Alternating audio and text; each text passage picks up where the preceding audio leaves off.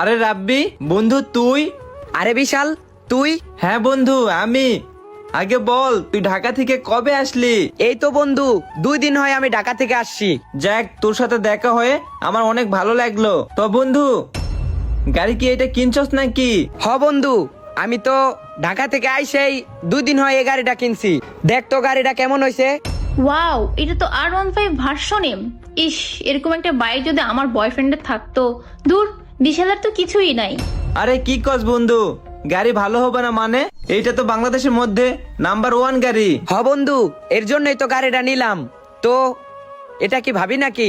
আরে না, এটা তোর ভাবি না, কিন্তু কিছুদিন পর তোর ভাবি হবে।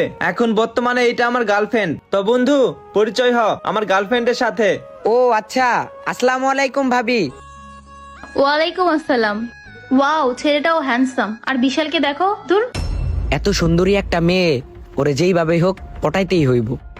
বন্ধু, ভাবি তো মাশাআল্লাহ অনেক সুন্দরী আছে। হ বন্ধু, তুই দোয়া কর, কিছুদিন পর ওকে বিয়ে করব আমি।